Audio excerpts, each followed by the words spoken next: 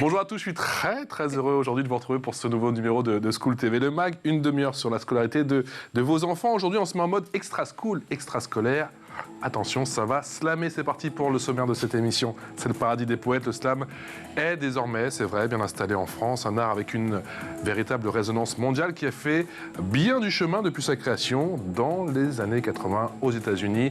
Mathilde Wessels, ici présente, nous en dit plus. Dans un instant, le slam pour les grands, mais aussi pour les petits. À quel âge peut-on commencer à slammer? Quelle place pour cet art oratoire à l'école, quelle vertu pédagogique, on vous dit tout dans un instant. Et puis, c'est un poète engagé, un amoureux des mots, Pilote Le Hot est l'initiateur du slam en France, célèbre organisateur du Grand Slam National. Comment a commencé l'aventure? Comment juge-t-il le slam en France en 2022? On va lui poser dans un instant la question. Bonjour. Bonjour. Patrick. Tu t'appelles Patrick? Bah comme tu veux. Allez. Mon vrai prénom c'est Bambi, mais... Bon bah Bambi. Yes, Bambi. Bambi, il est là. Bambi. Tout va bien. Pour ça j'ai choisi Pilote. À un moment, là, il y a 25 ans, quand j'ai commencé à faire des scènes, vu que Bambi c'était la honte, Patrick, Ouais. on m'avait pas appelé comme ça depuis... Bon, j'ai choisi mon nom de... Mon blaze Ton de blaze, ton slammer, nom de c'est scène. Pilote. Et vu que je pilote le hot, vu qu'à l'époque j'étais déjà majeur et vacciné, et que j'aimais bien taquiner la muse de mes poèmes pendant qu'elle était encore vivante, on m'a appelé Pilote le hot. Pilote, Patrick ou Bambi? C'est Voilà, selon. t'as le choix. La loupe. Un maximum de pression. Maximum de pression Moi, j'ai pour Bambi en Mathilde face de moi. Wessels. Attention, Bambi en face de vous. Ah ouais. C'est quoi le slam? J'ai la pression.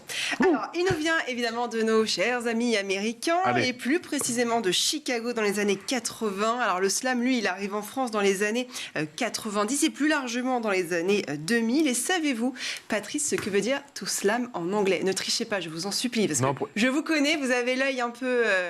Un peu furtif, Un c'est peu ça? furtif. Non. Franchement, non. Vous savez pas, c'est claquer. Ah, d'accord. Et oui. Bon, je m'en suis douté un petit peu parce qu'au basket, c'est ça. Le slam dunk, tu claques un dunk au basket. Exactement. Bon, d'accord. Et lorsque j'ai ouvert mon dictionnaire Larousse, je reviens toujours au basique, vous le savez, j'ai trouvé la définition suivante pour le slam: poésie orale, urbaine, déclamée dans un lieu public sur un rythme scandé.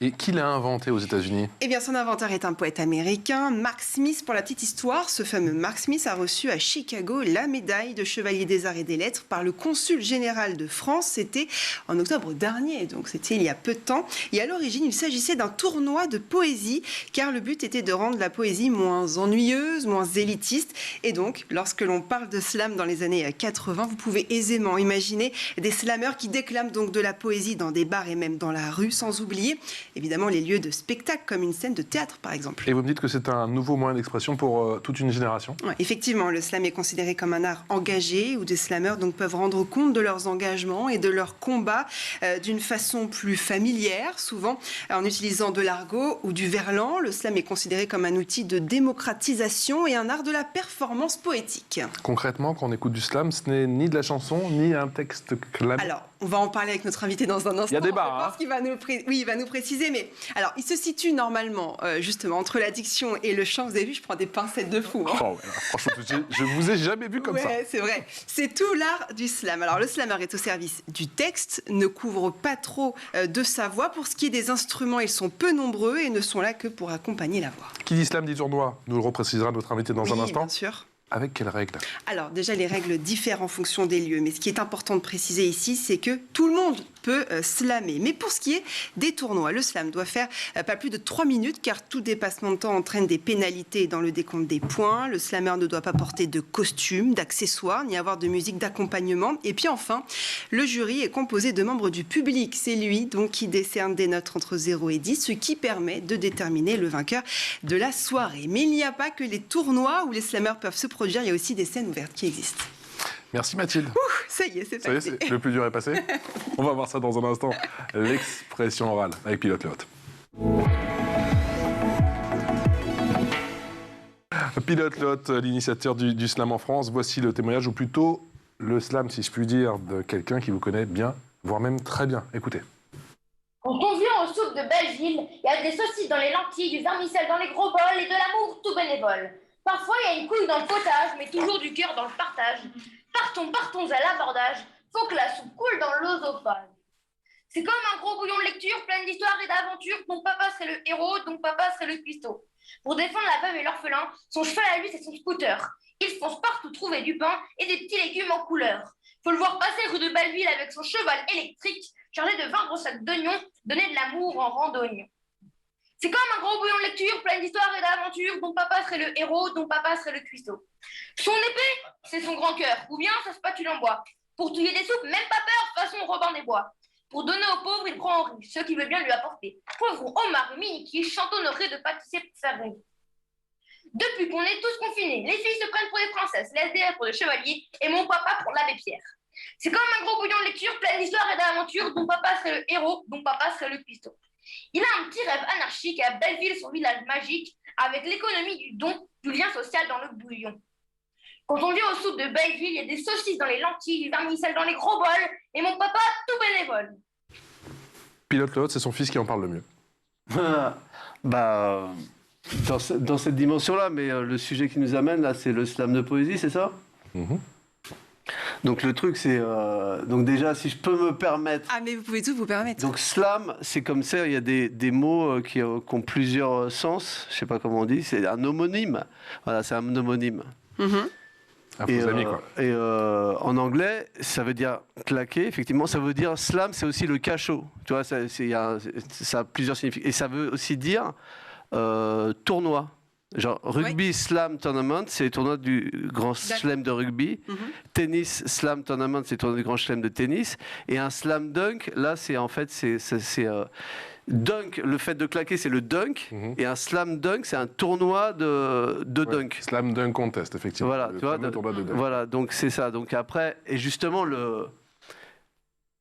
le fait, moi, mon rôle dans le mouvement de slam de poésie en France, déjà, moi, je prends soin de ne pas dire slam, mais slam de poésie.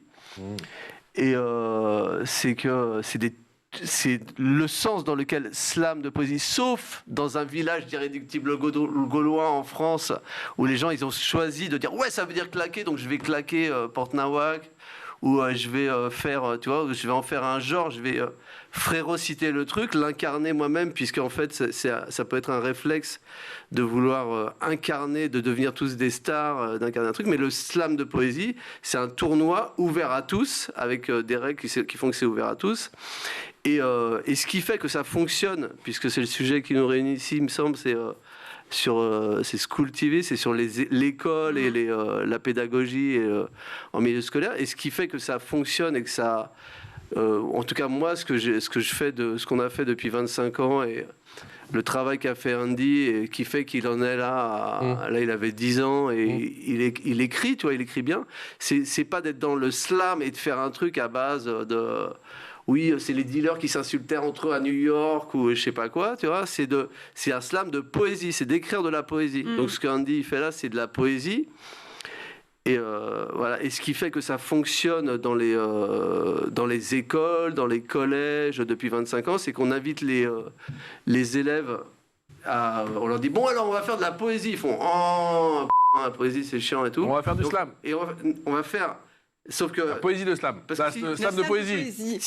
Voilà, c'est parce que si je dis on va faire du slam, ils font ouais parce qu'ils se disent ouais je vais devenir célèbre ou je vais faire la star. Mais si on dit on va faire et là les profs tu vois ça serait resté. Mais nous moi en tout cas parce que dans le paysage français t'as tout tu vois moi j'ai vu des gens qui allaient et qui disaient bon alors. Slam, on fait ce qu'on veut, donc on a le droit de faire des gros mots, donc allez-y, va les mômes, vous faites des poèmes, vous mettez des gros mots dedans, tu vois. Et la prof, elle disait, ouais, super, on va faire des gros mots, on va l'éducation nationale. Tu vois, sauf que pourquoi ? Parce qu'il y a encore en 2022 trop de contre-vérités, on mélange trop le slam et le rap, par exemple, c'est ça ? En 2022, ou depuis des siècles, le sens des mots, tu vois, l'étymologie des mots, elle est importante. Donc moi, c'est ma mission, puisque là, vous m'appelez en tant que... tu vois, consultant, je suis pas le gardien du temple, mais en tout cas, moi, c'est ma mission depuis 25 ans. Après, toi, tu fais ce que tu veux au nom du slam, moi, je fais ce que je veux, lui fait ce qu'il veut, mais moi, je suis là pour vous donner mon expérience. Et donc, le truc, c'est que quand on arrive dans un milieu scolaire, qu'on dit, on va faire de la poésie, les mômes, ils font, tu vois, et après, on va faire un tournoi, on va faire un truc où il y a 4 de votre classe qui vont rencontrer 4 d'une autre classe, qui vont rencontrer encore une autre classe, ça va être un truc national. Et donc ça, premier truc, déjà, ils font « Ah ouais, putain, ça m'intéresse. » Si on leur dit « Tu vas faire du slam et tu vas développer des belles émotions ou faire du beau verbe », déjà, t'en exclus certains. Je continue, je finis, j'en ai pas pour trop pour longtemps. Et le truc, c'est ça. Après, on leur dit... Et pour ce faire, ça va pas être les 4 meilleurs, parce que l'esprit du slam, c'est pas ça. Quand c'est un tournoi, et quand tu as dit très justement que c'est il y a des juges dans le public, on choisit 3 personnes, mais les personnes, faut que ça soit surtout pas des professionnels, c'est des gens du peuple. Oui, bien sûr. Genre la boulangère, le charcutier, ce qui fait qu'après 6 mois, par exemple, j'ai un mauvais score donné par la boulangère, je m'en fous. Si j'ai un mauvais score donné par le ministre ou la prof ou tu vois, c'est pas pareil, quoi. Donc déjà, les gens, c'est des gens ça, et l'idée du slam national, c'est de réunir des représentants de chaque ville. Tu vois, ou de représentants de chaque... C'est pas les 4 meilleurs, c'est les représentants du truc, puisque de toute façon, on sait que c'est que de la poésie. Donc il y a surtout pas de musique, parce qu'autrement, ça s'appellerait du slam de chanson. Ah oui. T'as vu ? Donc, tu vois, s'il y avait une balle de basket, comme ça s'appelle du slam dunk, tu vois.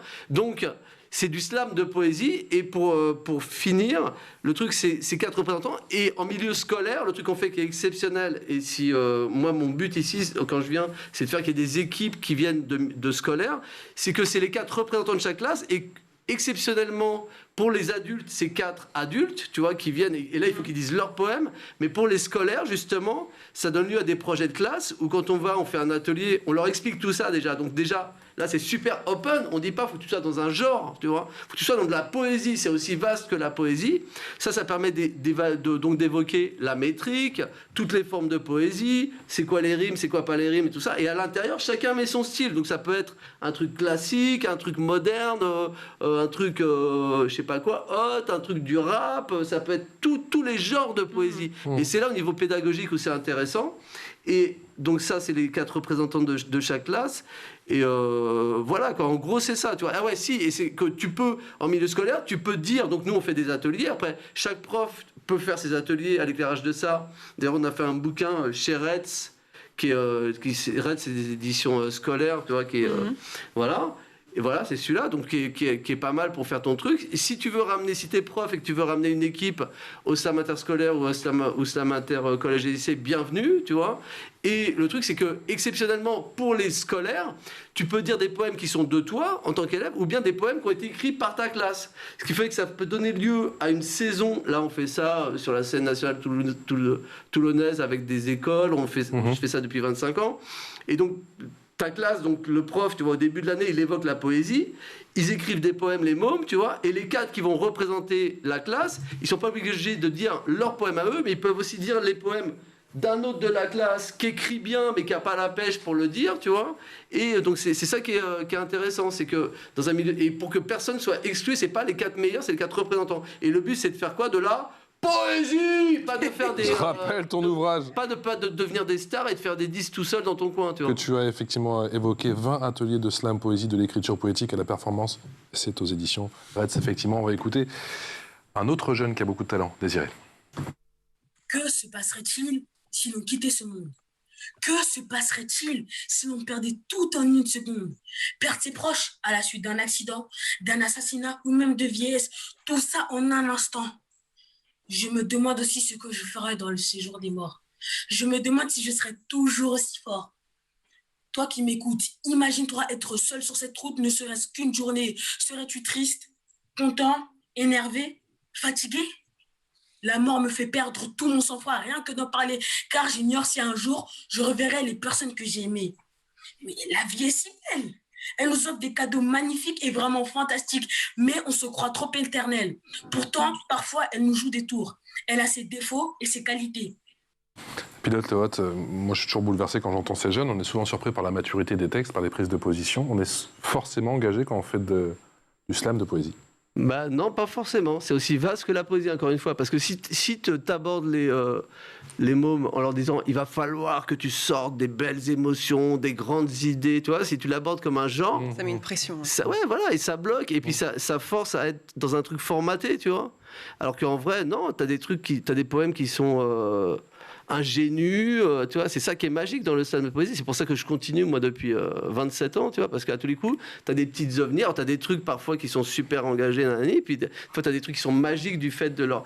Et après, c'est, comme pour être vraiment dans un truc culturel, c'est que des fois, des trucs qui sont super, comment dire, ingénus, fly, tu vois, eh ben, en vrai, ça a des vrais... c'est vraiment politique. Tu vois. L'école t'apprend à lire, à écrire, on en parlait effectivement, mais pas vraiment à t'exprimer. Est-ce que justement le slam de poésie, ça devrait quelque part être obligatoire à l'école? On puisse s'exprimer peut-être comme les anglo-saxons, qui ont l'air beaucoup plus à l'aise que nous, beaucoup plus jeunes. Bah après, le truc de l'expression orale, c'est bien. Moi j'ai vu...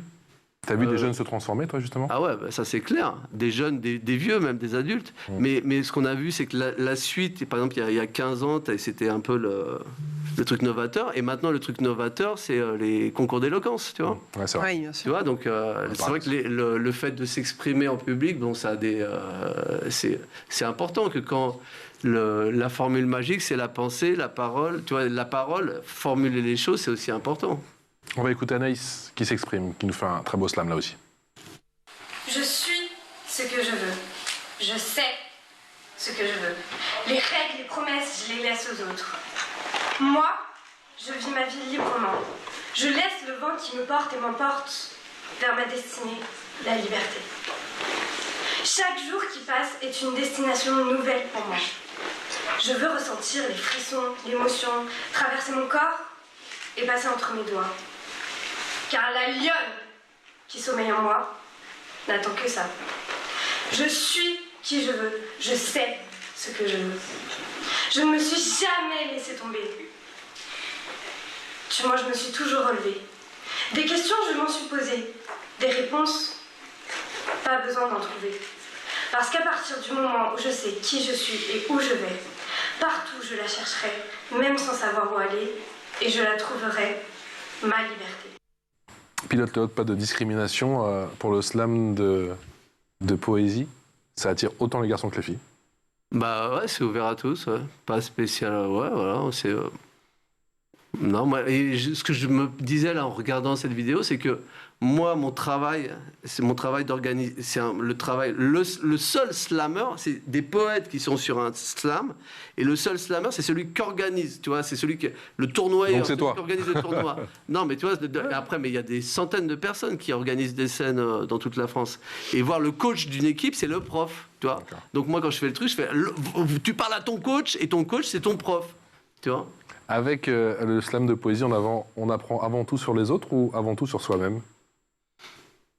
Avant tout, encore une fois, tu vois, c'est aussi vaste que c'est en apprenant, après, c'est en apprenant sur soi-même qu'on apprend sur les autres et vice-versa, le truc de l'identification. Mais ce qui est magique, c'est que quand tu formules ce que tu as écrit sur toi-même, ça c'est mon expérience aussi, tu vois, parce que moi j'écris des trucs, tu vois, je me dis... C'est super vénère, je vais changer la planète, tu vois, ou, c'est trop obscène, et en fait, je vois tout le monde rigole, tu vois, et donc, en vrai, ce que t'apprends sur toi-même, tu vois, et t'apprends sur les autres aussi, parce que la manière dont ça résonne, de faire résonner ce qu'on pense, tu vois, dans le truc, c'est passionnant. Mathilde. Si j'ai bien compris, slammer, donc c'est être sur scène, c'est participer à des tournois avec un jury, donc aujourd'hui, un slammer ne fait pas forcément de disques, en tout cas, si j'ai bien compris. Et est-ce qu'aujourd'hui, on parle beaucoup de Grand Corps Malade comme un slammer? Qu'est-ce que vous en pensez, vous, de ce chanteur? Est-ce que c'est un slammer ou pas du tout? Ben non, pas du tout. Le style musical, en fait, le genre musical, quand c'est un texte un peu poétique, comme ça... Un peu parlé. Un peu parlé, ça s'appelle du spoken word. Et d'ailleurs, moi, j'ai vu, donc moi, mon travail, encore une fois, mon travail, il est politique. Et au niveau politique, c'est d'organiser des scènes ouvertes à tous dans lesquelles ce sont des gens du peuple qui mettent des scores et qui choisissent les poètes qu'ils ont envie de entendre dans le cadre du slam de poésie. Donc mon travail politique, il est là-dedans, tu vois, ma politique, mon action culturelle, sociale et politique, parce que ça a d'énormes vertus aussi voilà, derrière ça. Et dans mon travail politique, moi j'ai vu ça arriver donc en France, tu vois, un village d'irréductibles colons qui fait oui, mais c'est américain, on va faire du slam français seul tout, tu vois. Tout seul, pardon. Je vais faire du slam français tout seul. Donc ça, tu vois, pour moi, c'est une ineptie, voire de l'inculture, pour être plus poli. Et donc, mais mon travail politique, moi, ça a été de dire et de le faire ici que ça s'appelle du spoken word. C'est de la musique, de la poésie avec de la musique. C'est de la musique, ça s'appelle du spoken word. Et pour étayer ça, parce qu'après, ce que j'ai vu que tu disais au début, c'était surtout sur la page Wikipédia, où Wikipédia, tout le monde peut raconter n'importe quoi, n'importe comment. Et tu vois, c'est juste à être validé. Et, mais le truc, c'est que et aux États-Unis, tu as même les MTV Spoken Word Awards pour les artistes de Spoken Word. Genre, ça peut être Erykah Badu, ça peut être, mais en France, tu peux voir des gens comme Gainsbourg, des gens comme Léo Ferré. Donc j'ai entendu beaucoup de bêtises qui ont été dites, genre Léo Ferré, c'était le premier slam. Voir sur la page Wikipédia, il y a écrit Johnny Hallyday a fait le premier slam. Si tu regardes sur la parce qu'à un moment, il a dit un texte comme ça, un peu annonné, tu vois. Bon. C'est ce que je te dis. Donc là, par rapport à ça, justement, pour pas partir n'importe où et pour faire qu'on ait des générations de poètes, moi, mon travail, quand je viens ici, là, c'est de faire qu'on génère des générations de poètes qui fassent de la poésie sur ce terrain ludique et initiatique et communautaire autour de la poésie. Tu vois, et en faisant des tournois de poésie ouverts à tous, dans lesquels on propose à des gens du peuple de venir les écouter, et au lieu de les écouter comme ça, poliment, et en payant l'entrée, et en faisant le même qui s'écoute parler pendant 1h30, c'est de faire un poème, 3 minutes, sans musique derrière. Si c'est un poème sur les vélos, que tu aimes bien les vélos, tu mets 8,2. C'est un poème sur les chouettes, tu trouves que c'est chouette, tu mets 9,5. C'est un poème sur les tartes aux pommes, tu trouves que c'est tarte, tu mets 6,1. Et ça fait que toi, tu écoutes des poèmes, moi je dis mon poème, j'en dis un seul, après c'est au suivant, et c'est un truc initiatique communautaire. C'est ça le slam de poésie, c'est un jeu ou un sport de poésie.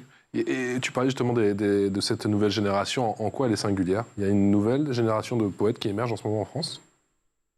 Il y a toujours eu des nouvelles générations. Mais j'ai parlé de nouvelles générations de poètes? Tu as dit que tu étais là effectivement pour accueillir les nouveaux poètes. Ah ouais, c'est ça, ouais, non, voilà, c'est ça. C'est-à-dire que moi, je travaille pas pour... Je t'écoute, hein. Ouais, tout à fait.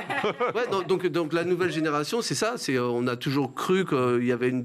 Tu vois, on est toujours... Mais il y a une rupture ou une continuité d'après? Bah non, en vrai, avec un petit peu de retour, tu vois, un peu d'expérience, on raconte toujours la même histoire depuis la nuit des temps...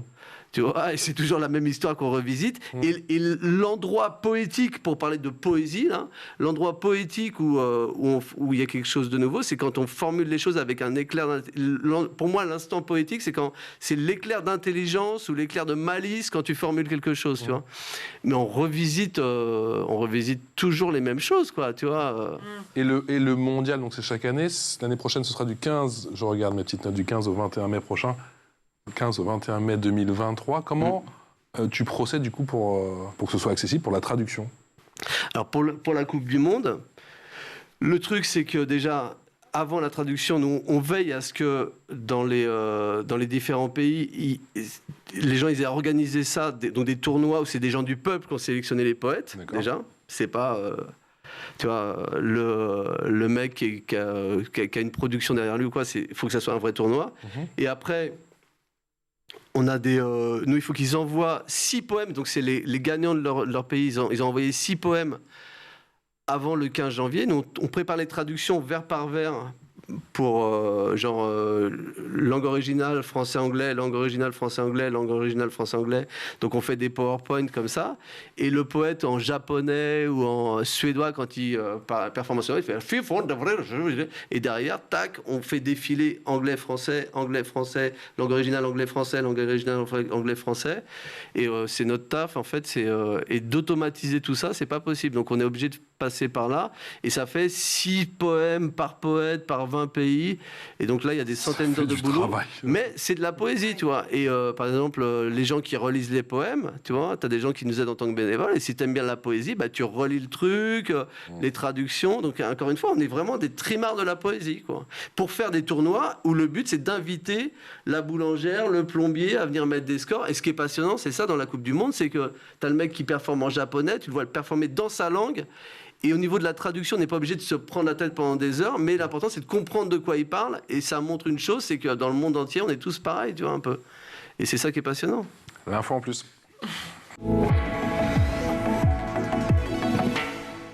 L'info en plus, ma chère Mathilde, est le slam de poésie qui n'est pas réservé qu'à la jeune génération. Oui, je ne sais pas si vous avez regardé l'émission La France, un incroyable talent. C'était mardi dernier, le 15 novembre sur M6.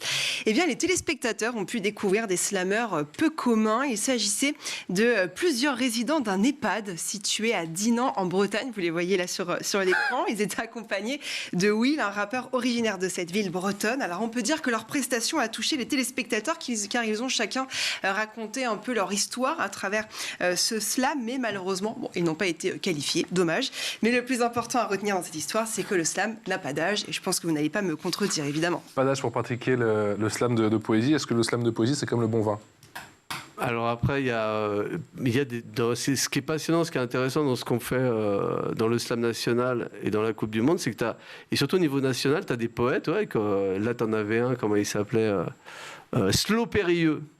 Slo Périlleux, il a été dans l'équipe. J'espère qu'il est bon. Il a été finaliste du slam national plusieurs fois. Et lui, il avait, je sais pas quoi, 92 ans, là on le voit plus trop, toi 80 et quelques. Et d'ailleurs, il a fait La France a un incroyable talent il y a 1 an, il y a 2 ans, tu vois ce que je veux dire. Et lui, il l'a fait. Pour ça, ils l'ont vu. Vu que lui, il avait déjà participé à des vrais slams de poésie, tu vois, il l'a fait sans musique et seul tout. Et il est passé. Peut-être que si. Tu vois, au lieu d'avoir le cul entre deux chaises, le slam, il n'y a pas de musique. Et c'est, tu vois, donc c'est peut-être que la poésie sans, tu vois, quand tu travailles sur ton poème sans musique derrière, ça m'aide plus de. Mais enfin, bon, là, on est dans un truc. Oui, parce que, pardon, je vous coupe, mais il n'y a pas de musique derrière? Il n'y a jamais de musique. Sinon, ça s'appelle un slam de chanson. Ouais, j'ai compris. Bah, sinon, c'est malade, quoi. Sinon, c'est de la chanson. Tu vois, ou c'est pas. Ou sinon, tu vois, aussi, s'il y a de la musique et que, tu vois, donc c'est. Tu vois, c'est de la poésie, c'est des tournois de poésie. Et c'est vraiment ça, ce que je te disais tout à l'heure, c'est que moi, je suis dans ce yoga-là. C'est difficile d'être simple dans la vie. D'être aussi simple que ça, c'est compliqué, mais c'est aussi simple que ça. Est-ce que les poètes, ils ont un rôle important en France en 2022? Alors, c'est subjectif. Est-ce que ou un rôle plus important aujourd'hui qu'il y a une trentaine d'années quand en France, alors parlons clairement, tu vois, la poésie en France, c'est pas très reconnu. Tu as des pays en Amérique du Sud où tu as des trucs de poésie où tu as des milliers de personnes qui viennent écouter. En France, alors mon sujet par rapport mon expérience par rapport à ça, c'est que la poésie française, elle a été étouffée par le romantisme, justement, des gens qui ont un petit précaré, qui ont dit, oui, pour faire de la poésie, tu vois, le romantisme, c'est pour faire de la poésie, il faut souffrir. Il faut souffrir, faut être isolé, il faut être dans sa cave, tout. Autrement, c'est pas de la poésie. Oui, il faut être Baudelaire. C'est vrai. Tu vois, c'est ça. Donc ça a tué un peu le truc. Et le fait, encore une fois, de réduire le slam de poésie à un genre, tu vois... engagé. Un genre un peu engagé, avec du bon... C'est encore réduire le queutru, tu vois. Alors que moi, mon travail, c'est de faire un truc... open, tu vois. Et là, tu peux avoir des Slo Périlleux ou des gens, il y a des fabuleux poètes qui viennent au slam de poésie, des fabuleux poètes qui émergent. Et voilà, alors donc, mais après, tu vois, voilà. Et Belleville, le quartier de Belleville à Paris, c'est toujours l'épicentre du slam de poète?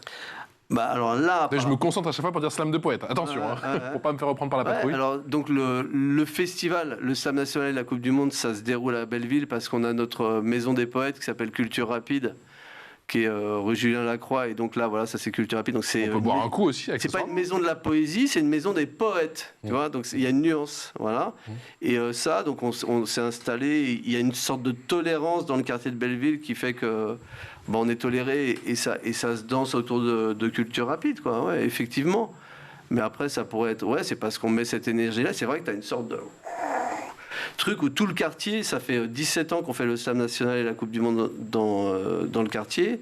Et donc, ça fait 10 ans qu'on est dans le quartier. Avant, on était à Nantes, puis à Bobigny, puis maintenant, on s'est mis à Belleville, autour de Culture Rapide. Et c'est vrai que tout le quartier accueille le festival et les gens, ils kiffent. Et on met les scores du slam national et de la Coupe du Monde, on les met sur le tableau. Et tu as des gens du quartier qui viennent, ils font « Oh, putain, le Suédois, il est bon et tout », parce qu'ils voient que le score, c'est 39. Mais le mec, il n'a pas écouté le score, mais juste, il n'a pas écouté le poème, mais il voit le score. Ouais. Et les gens, ils kiffent la poésie. Et c'est vrai que c'est un truc où on a tout un quartier, c'est passionnant, qui aime bien la poésie. Qui vit un peu au rythme de la poésie. Même s'ils viennent pas, même s'ils n'écoutent pas trop. Merci Patrick. Merci d'être là, bienvenue. Mais il faudra revenir en mai prochain. On va trouver un petit moment. Entre, Moi, j'ai que ça à faire. entre deux slams, c'est pour l'énerver. Entre deux slams. J'ai que ça à faire. Entre deux poèmes. Non, mais merci beaucoup d'être venu. Effectivement, on rappelle, le prochain mondial sera du 15 au 21 mai prochain. On sera déjà en 2023, effectivement. Et l'inter-école, ce sera le 15 ou le 16 mai. Ou le 15 et le 16, selon le nombre d'équipes. Selon le nombre. C'est-à-dire que si, suite à cette émission, il y a 20 équipes scolaires 40. et 10 équipes intercollèges et lycées, ça sera les 50. écoles le 15 et les lycées le 16. Et ça, on en décidera dans la réunion des Slam Masters, des organisateurs, au mois de février.